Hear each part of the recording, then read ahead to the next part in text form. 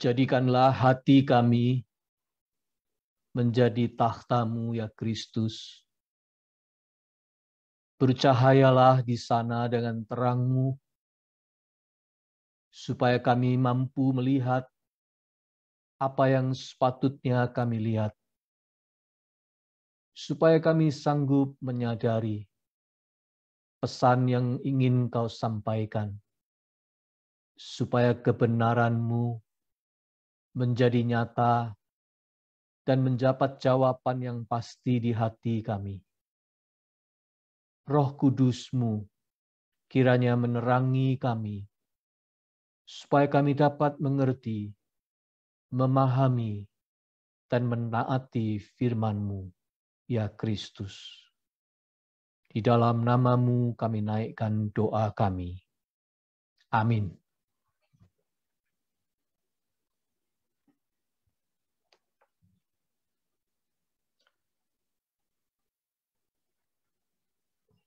Saudara-saudara, pembacaan Alkitab untuk Minggu Ibadah 16 Januari 2022 ini diambil dari Yohanes pasal 2 ayat 1 sampai 11.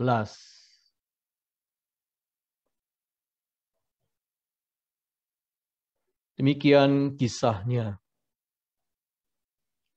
Pada hari ketiga, ada perkawinan di Kana yang di Galilea.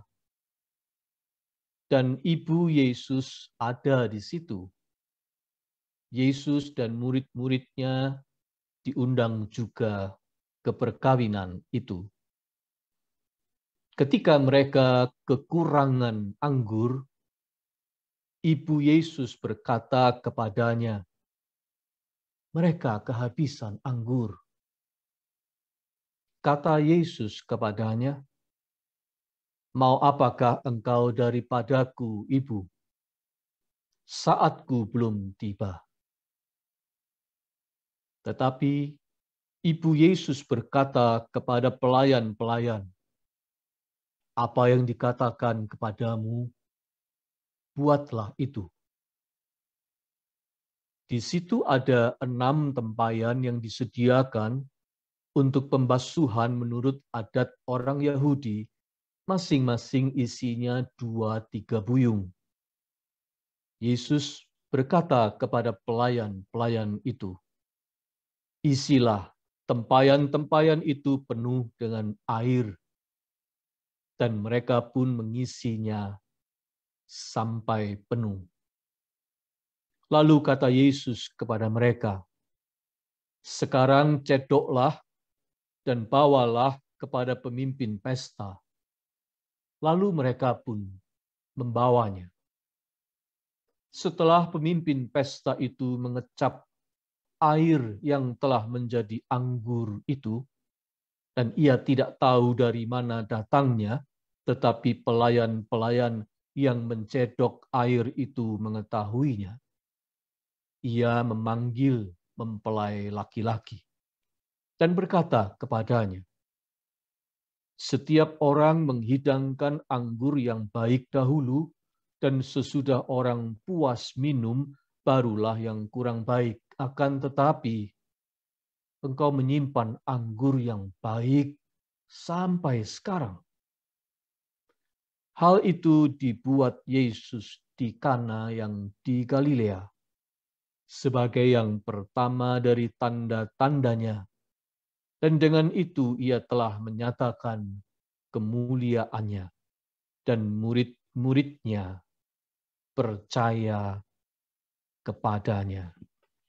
Demikianlah pembacaan Alkitab. Berbahagialah kita yang mendengar firman Allah dan memeliharanya. Haleluya.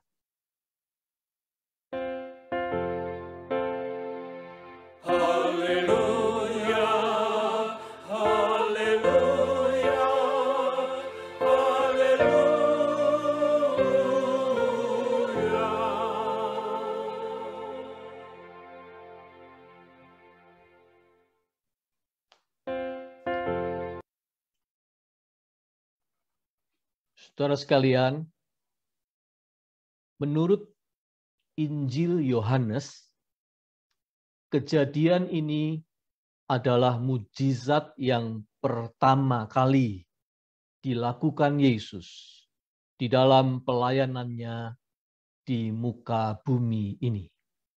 Mujizat yang pertama, mengubah air menjadi anggur. Bukan yang amat-amat spektakuler. Bukan yang amat mencengangkan. Berjalan di atas air lebih membuat orang terpesona. Memperbanyak beberapa potong roti dan ikan untuk memberi makan ribuan orang lebih mengherankan. Menyembuhkan si kusta dan membangkitkan orang mati lebih mengundang decak kagum.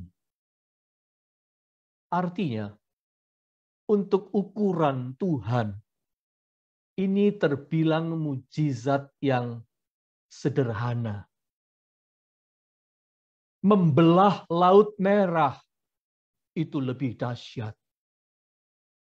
Bagi Sang Pencipta yang membuat langit dan bumi dari nihil tiada menjadi ada, mengubah air menjadi anggur terbilang biasa saja. Apalagi tidak semua orang tahu apa yang terjadi sebenarnya. Hanya orang-orang di lingkaran tertentu yang terdekat saja yang tahu mujizat itu terjadi. Air menjadi anggur. Mengapa? Mengapa mujizat ini lebih bersifat private?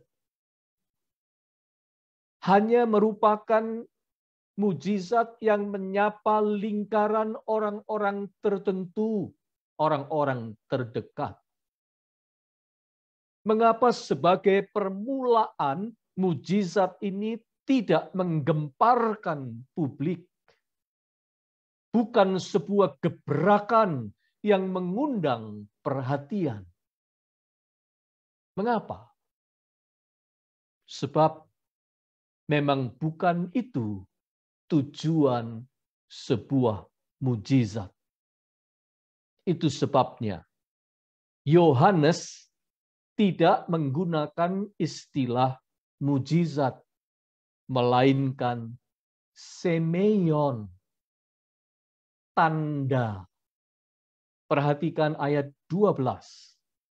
Hal itu dibuat Yesus di Kana yang di Galilea sebagai yang pertama dari tanda-tandanya. Mujizat itu hanya tanda, penunjuk.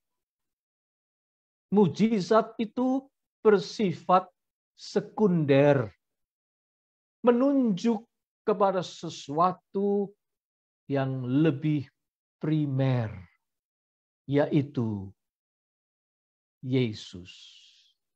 Itulah yang hendak dikatakan oleh Injil Yohanes. Yang primer itu adalah Yesus. Mujizat itu sekunder, hanya tanda yang menunjuk kepada Yesus. Saudara-saudara, orang seringkali bertanya, do you still believe in miracles? Apa kamu masih percaya mujizat itu terjadi sampai sekarang ini? Perhatikanlah pertanyaan ini. Penekanannya pada mujizatnya. Do you still believe in miracles? Percaya akan mujizat. Yohanes ingin mengkoreksi. Bukan percaya mujizat yang penting. Yang lebih penting adalah percaya pada Sang Pembuat mujizat itu. Percaya pada Yesus.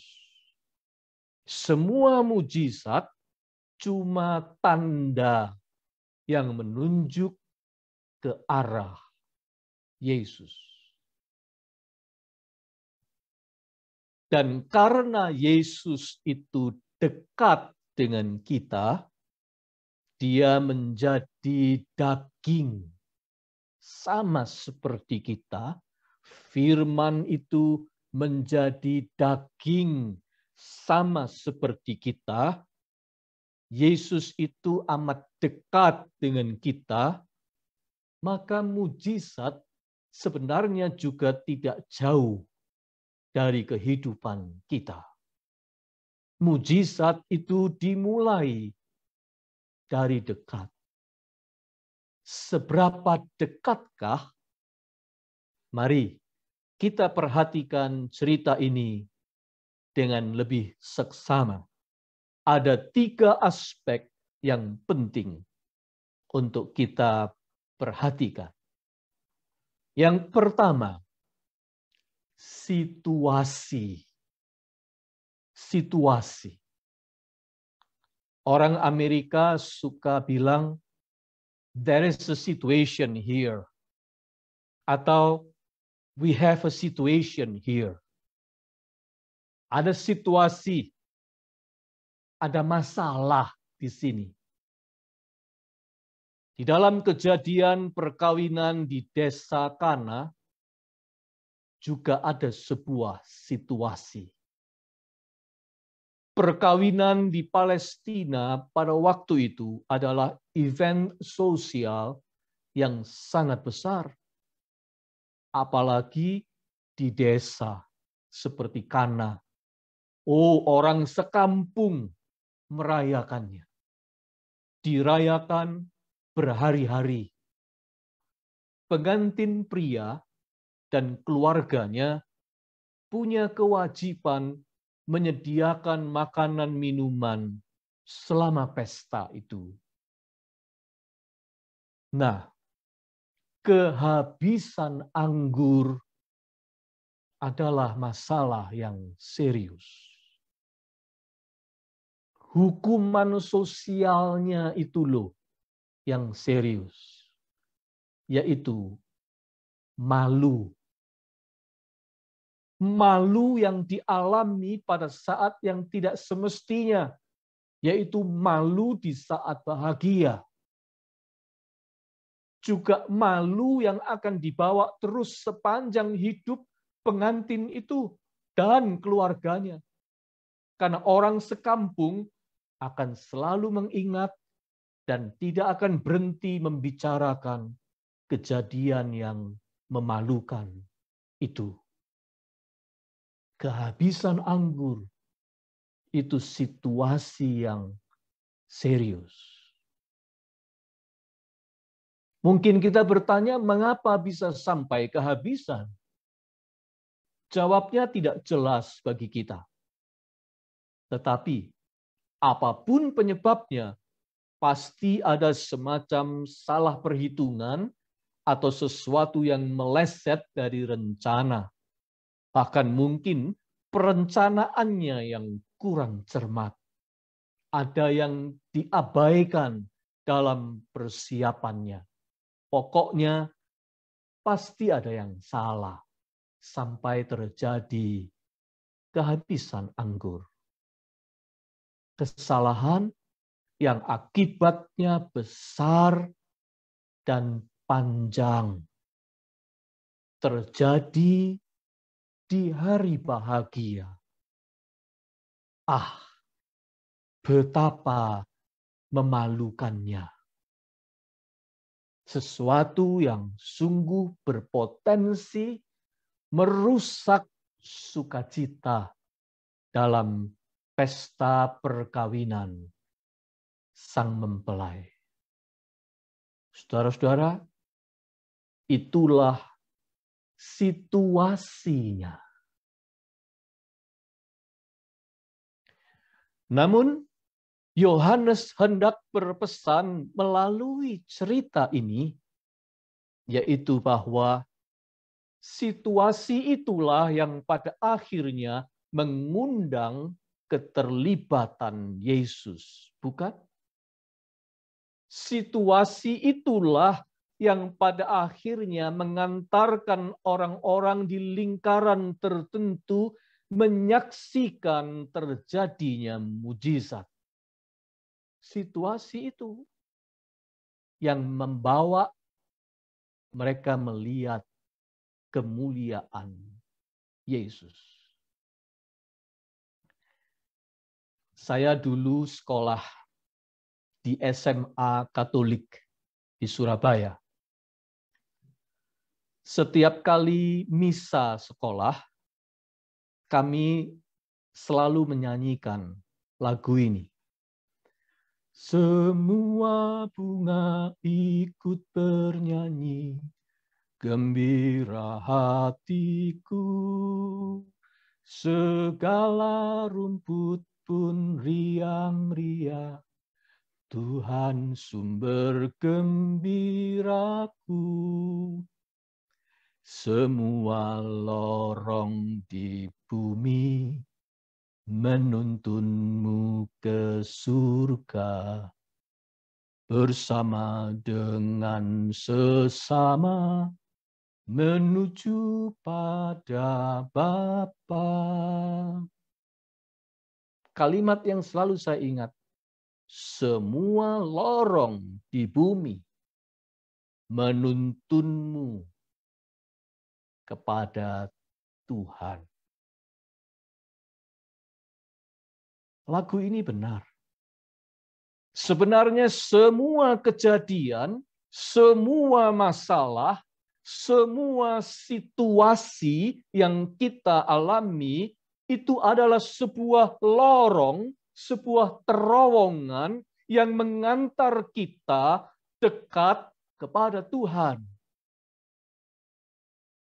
Saudara sekalian, bukankah banyak pertolongan Tuhan yang kita alami karena sebelumnya ada sebuah situasi menghadang jalan kita. Campur tangan Tuhan menjadi dekat karena kebetulan ada sebuah situasi terjadi. Tanpa situasi itu, mungkin ceritanya lain. Mujizat itu tidak jauh dari kita. Sebab mujizat ada di setiap situasi yang memanggil kita untuk menuju kepada Tuhan. Setiap situasi punya potensi untuk membawa kita kepada Tuhan dan melihat kebesarannya. Pastor Chuck Swindoll pernah berkata begini, every problem, every situation is an opportunity to prove God's power. Every day we encounter countless golden opportunities, brilliantly disguised as insurmountable problems. Setiap masalah, setiap situasi itu sebenarnya sebuah kesempatan untuk membuktikan kuasa Tuhan. Dan Charles Swindoll berkata, setiap hari kita ini menjumpai begitu banyak kesempatan-kesempatan emas itu yang secara brilliant tersamar di dalam problem-problem dan masalah-masalah hidup yang sepertinya sukar sekali untuk dipecahkan. Artinya, saudara-saudara, jika kita beriman, sebenarnya semua problem atau situasi mendekatkan kita kepada Tuhan.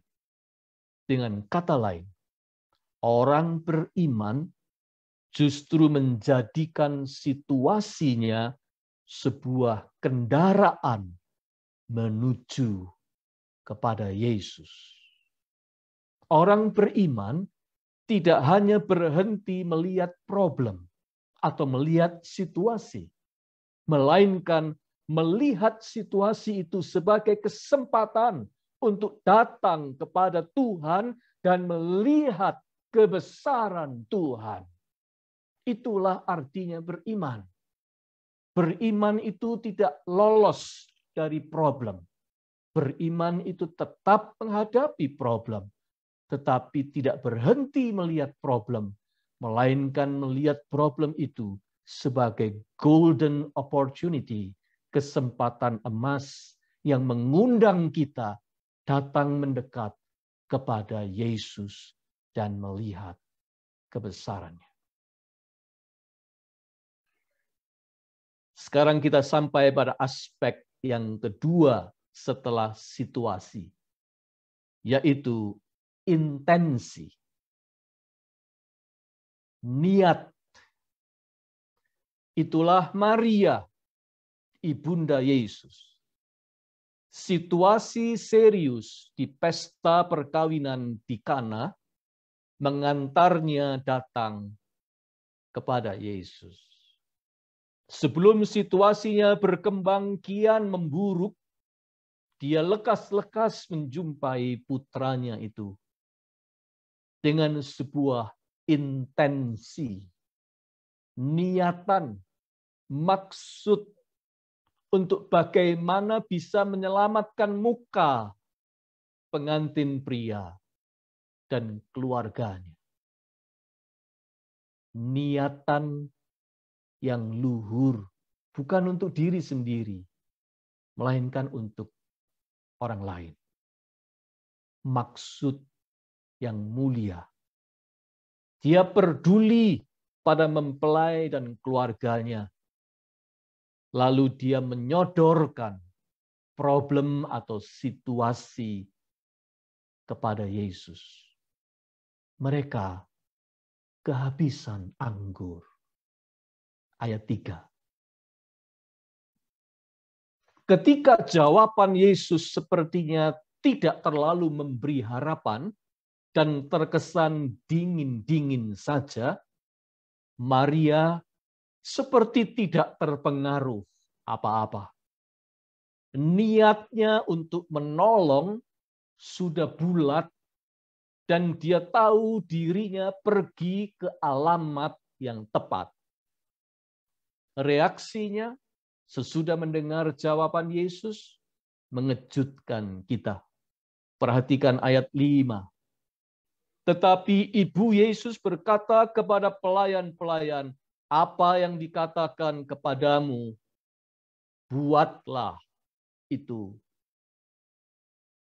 Terjemahan oleh Eugene Peterson dalam Alkitab The Message berkata begini, she went ahead anyway, telling the servants, whatever he tells you, do it. Dengan kata lain, niat luhurnya itu tidak terbendung. Maria tetap maju. She went ahead anyway. Dia tetap maju dengan keyakinan Yesus lebih tahu apa yang diperbuatnya. Dan dia pasti berbuat sesuatu. Hanya waktunya waktu Yesus, caranya cara Yesus. Maria hanya menyiapkan para pelayan bahwa sesuatu akan terjadi. Mujizat itu sedekat apa? Selain sedekat situasi sehari-hari yang kita hadapi, mujizat itu juga sedekat niat di hati kita, intensi kita. Saudara sekalian, di dalam hidup ini banyak hal yang sepertinya tidak mungkin ternyata terjadi. Semata-mata karena apa? Karena ada niat luhur yang kuat sekali. Sepertinya mustahil, namun terbukti ada, terjadi. Semata-mata karena ada niatan suci yang menyala di hati dan tidak mengenal kata menyerah. Alkitab bercerita, pembangunan kembali tembok kota Yerusalem yang sudah runtuh menjadi kenyataan. Karena apa? Karena didahului oleh niat suci dan luhur dari seorang bernama Nehemia. Raksasa Goliat tumbang diawali oleh niat tulus suci seorang pemuda bernama Daud yang tidak rela nama Allah Israel, Tuhan semesta alam yang disembahnya terus diolok-olok.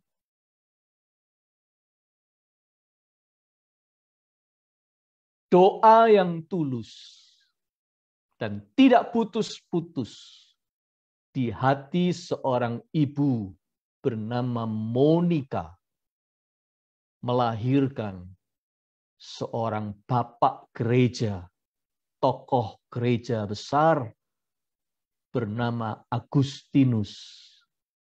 Putranya yang tadinya seorang pemuda berandal. Doa tulus di hati Monica melahirkan bapak gereja Agustinus. Intensi yang tidak pernah padam di hati seorang wanita bernama Sonia Carson.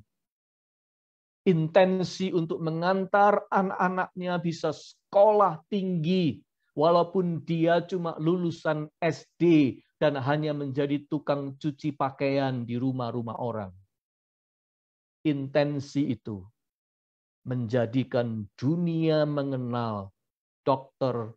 Ben Carson, putranya, dokter ahli bedah syaraf, yang pertama kali berhasil melakukan operasi pemisahan bayi kembar siam. Yang pertama kali di dunia, Dr. Ben Carson. Ben Carson tidak pernah ada kalau niatan suci di hati ibunya sudah lama padam. Saudara sekalian, banyak perkara yang semula tampaknya hanya sebuah kemustahilan menjadi kenyataan. Karena apa? Karena diawali oleh sebuah niatan yang luhur suci yang tidak kenal kata menyerah. Intensi yang suci yang tidak pernah berhenti. Seperti Maria. Sebaliknya, sebuah perkara yang mudah atau persoalan yang biasa saja, tetapi kalau tidak ada niat baik di situ, akhirnya pasti bertele-tele dan tidak ada perubahan yang berarti terjadi. Sebab tidak ada niat di situ.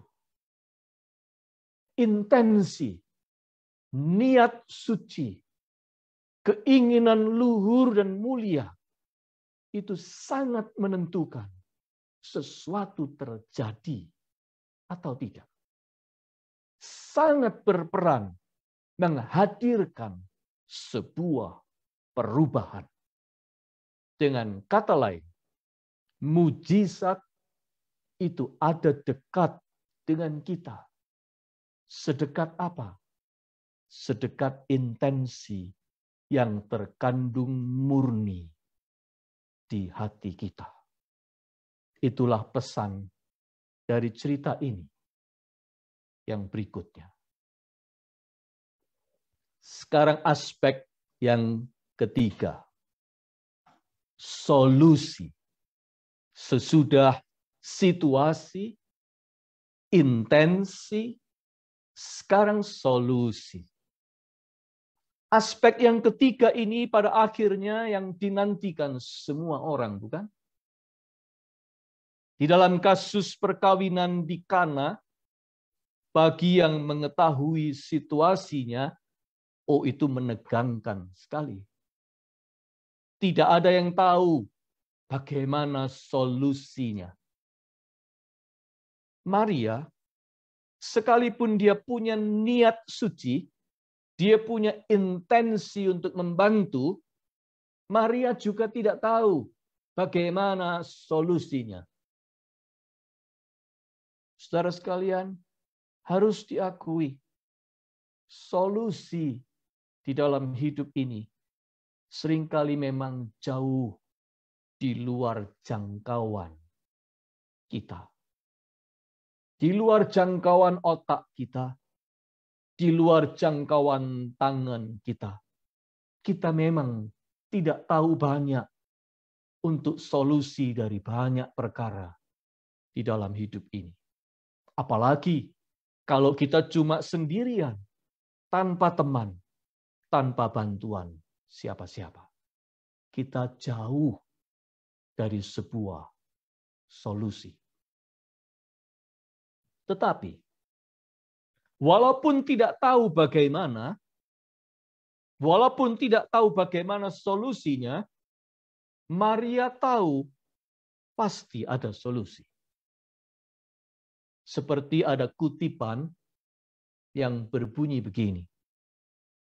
If the challenge exists, so must the solution. If the challenge exists, so must the solution.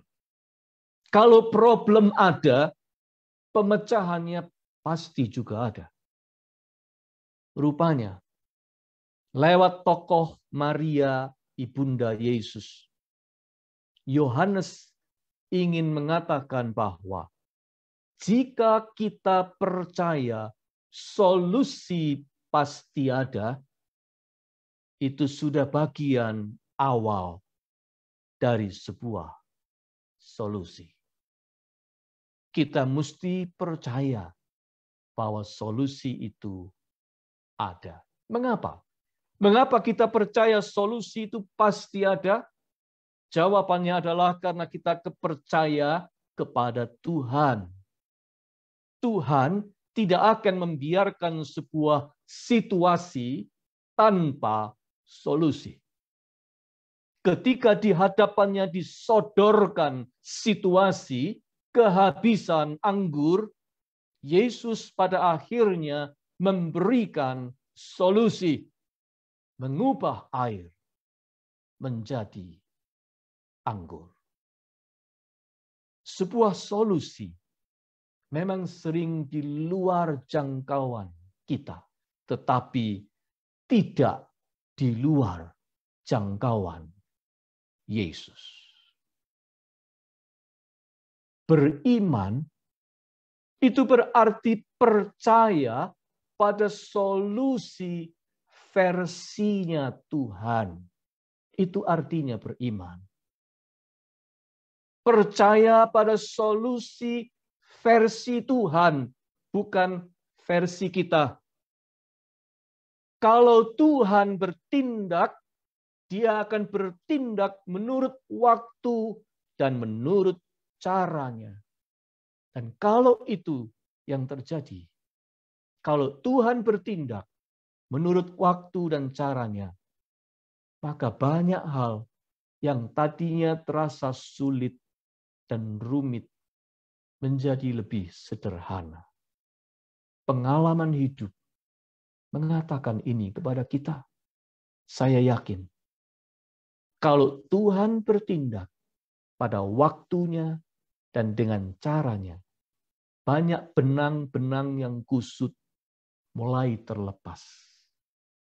Sepertinya jalannya ada saja. Kesempatan seperti tiba-tiba dibukakan. Pertolongan tiba pada waktunya tanpa diduga-duga. Tahu-tahu kita melihat simplicity, kesederhanaan yang sebelumnya tidak kita lihat.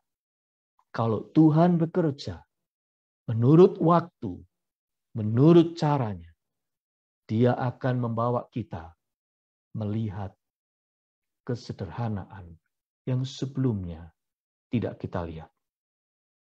Saintis, ilmuwan besar di dunia, Albert Einstein, benar sekali ketika dia berkata begini, when the solution is simple, God is answering. When the solution is simple, God is answering.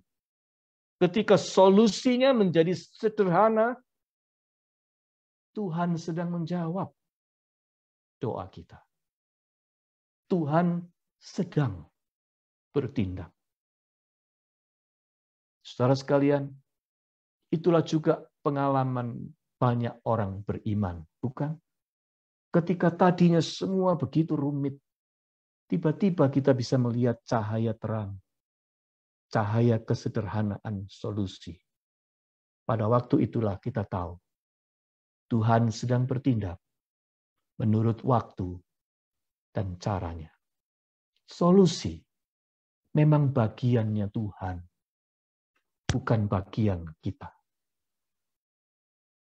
Tetapi, meskipun solusi adalah bagiannya Tuhan, tidak berarti kita tinggal pasif saja. Do nothing. Bukan. Pagi-pagi, Maria sudah mengingatkan kepada para pelayan, apa yang dikatakan kepadamu, buatlah itu. His mother said unto the servants, whatsoever he saith unto you, do it. Menurut American Standard Version. Do it. Artinya ada bagian yang harus kitalah yang mengerjakannya. Whatever the solution is, be part of the solution. Itulah pesannya. Apapun solusi itu, jadilah bagian dari solusi. Maria tahu itu yang Yesus kehendaki. Yesus tidak akan melakukan mujizatnya tanpa melibatkan kita. Dia selalu ingin kita itu mengambil bagian dalam solusinya. Be part of the solution. Seperti tatkala dia melibatkan pelayan-pelayan di pesta kawin di desa Kana itu. Ada part yang mereka kerjakan. Mengisi buyung itu dengan air dan mencedoknya dan membawanya kepada pemimpin pesta. Mereka melakukan bagian mereka di dalam solusi Yesus. Ketika dia membuat mujizat penggandaan roti dan ikan terhadap ribuan orang, diperlukan lebih dulu seorang anak kecil menyerahkan bekalnya ke tangan Yesus. Be part of the solution. Tuhan membelah Laut Merah, ya. Tetapi Musa harus mulai melangkah. Tuhan mengaruniakan kesuburan, tetapi kita harus menyirami tanah. Tuhan mengaruniakan pekerjaan, tapi kitalah yang harus maju membuat aplikasi dan menyiapkan diri untuk interview. Complete solution hanya datang dari Yesus. Kita tak sanggup.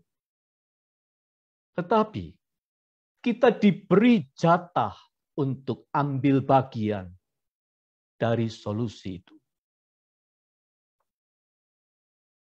Bagaimana solusi dari pandemi yang panjang ini? Kapan selesainya? Varian baru terus bermunculan. Sejujurnya, kita tidak tahu bagaimana solusinya. Solusi sepenuhnya di luar jangkauan kita. Hanya Tuhan yang bisa menyelesaikannya dengan caranya dan pada waktunya. Tetapi kita tetap harus punya mentalitas be part of the solution. Jangan meremehkan situasi ini. Jangan berlaku seperti tidak ada apa-apa. Tetaplah waspada, menjaga diri, dan menjaga orang lain juga. Patuhilah protokol kesehatan, jangan kendor, jangan cuma menuding-nuding dan menyalahkan sana dan sini. Just be part of the solution. Apapun solusinya, kita tidak tahu, belum tahu. Itu Tuhan yang tahu. Tapi kita sudah bisa menjadi part of the solution. Tolonglah yang lemah. Hiburlah yang susah. Bersikaplah positif. Be part of the solution. Akhirnya, saya menutup khotbah ini dengan sebuah kesimpulan. Tuhan itu dekat dengan kita. Yesus, Immanuel. Oleh sebab itu, mujizat juga dekat dengan kita. Sedekat apa? Sedekat niat suci di hati kita untuk mengambil bagian dalam solusi Tuhan atas situasi yang sedang kita hadapi. Immanuel, Yesus beserta kita. Amin.